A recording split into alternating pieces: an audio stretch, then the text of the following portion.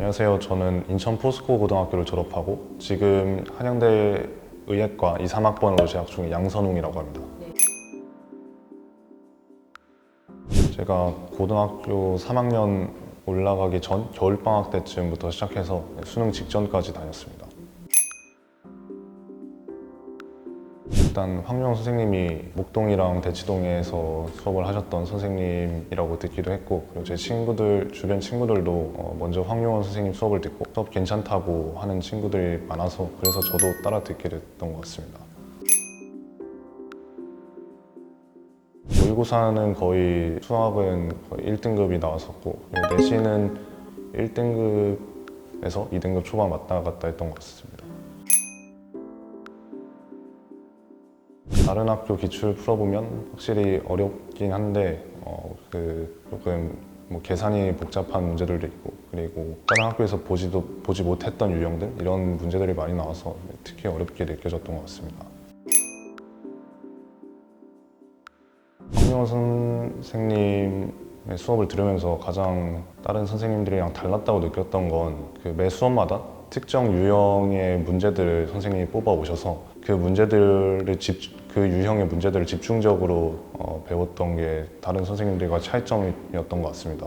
그래서 그런 문제들을 배우면서 이런 유형의 문제들은 어떤 방식으로 접근을 해야 하는지, 그리고 어떤 풀이가 최선의 풀이인지 이런 것들을 배울 수 있었고, 또 황유원 선생님이 제공해 주시는 그 유사 문제들을 풀면서 제가 배운 풀이를 한 번 더 점검할 수 있어서 좋았던 것 같습니다. 황유원 선생님의 수업이 확실히 다른 학원도 다녀왔지만 난이도가 있는 편이었습니다. 그래서 제가 듣기에도 꽤 어려운 문제들이 자주 있었는데, 물론 모르는 거는 선생님한테 질문을 해야겠지만 질문하기 전에 저 스스로 고민하는 시간이 더 많았던 것 같습니다. 문제가 안 풀린다고 그냥 바로 해답을 바로 찾으려고 하지 말고 자기가 스스로 고민을 하면서 자기가 어떤 부분에 생각을 잘못했는지, 그리고 이 과정에서 다음 과정으로 어떻게 넘어가는지 그거를 자기가 혼자 생각하는 시간이 가장 중요한 것 같습니다.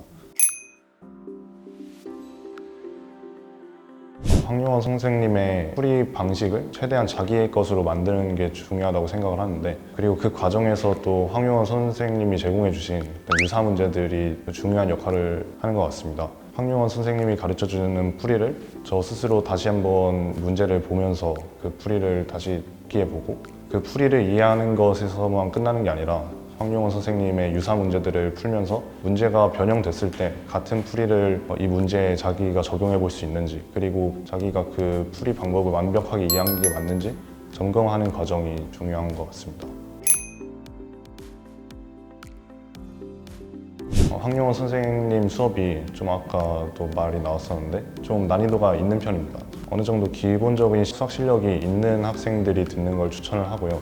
그리고 그 학생들 중에서도 물론 정말 잘하는 학생들이 들어도 좋은 수업이지만 성적을 더 향상시키고 싶은데 좀 정체되어 있다라고 생각이 드는 학생들이 들어도 좋을 것 같아요. 저도 성적이 약간 정체되어 있는 상황에서 황유원 선생님 수업을 듣고 성적이 전보다 좀 올랐었거든요. 그래서 황유원 선생님 수업을 듣다 보면 선생님이 한 문제를 풀 때도 되게 다양한 솔루션들을 제공해 주시거든요. 문제를 푸는 다양한 방법들을 제공해 주시는데, 다양한 시각으로 문제를 보다 보니 황유원 선생님처럼 그렇게 다양한 시각으로 접근하려고 하게 되고, 그러다 보면 당연하게도 그 수학 실력이 따라서 향상되는 것 같습니다. 아마 지금 고3 올라간다고 주변에서 되게 압박도 많이 넣고 스스로도 되게 압박감이랑 부담감을 많이 느끼고 있을 텐데, 고3이 되게 힘든 시기인 건 맞습니다. 아마 지금까지 평생 살면서 겪었던 어떤 시기보다 더 숨막히고 힘든 시기가 될 수도 있는데, 너무 부담감을 가질 건 없고 오히려 다르게 생각하면 이 지긋지긋한 수험 생활이 1년밖에 안 남았다는 의미이기도 하니까 그 남은 1년만 좀 더 열심히 해서 공부를 하면 좋을 것 같다는 생각이 듭니다. 1년 더 열심히 공부해서 원하는 대학교 가면 정말 그 전에 자기가 어떻게 공부했는지 생각이 아예 안 날 만큼 재밌게 놀 수 있거든요. 그래서 딱 1년만 더 버티고 공부하셔서 모두 원하는 결과 얻으셨으면 좋겠습니다. 근데 공부를 하기 싫어하는 거의 솔루션은 사실 저는 없다고 보거든요. 그거는 자기가 싫더라도 참고 해야 하는 게 맞다고 생각을 해서 저도 국어랑 영어를 그렇게 좋아하지 않거든요. 그냥 해야 되니까 했던 거지. 네, 뭐 특별한 해결책이라기보다 그냥 그거를 참고 견딜 수 있는 그 의지를 갖는 게 저는 중요하다고 생각을 합니다. 인터뷰 잘 응해주셔서 감사합니다. 네, 감사합니다. 고맙습니다.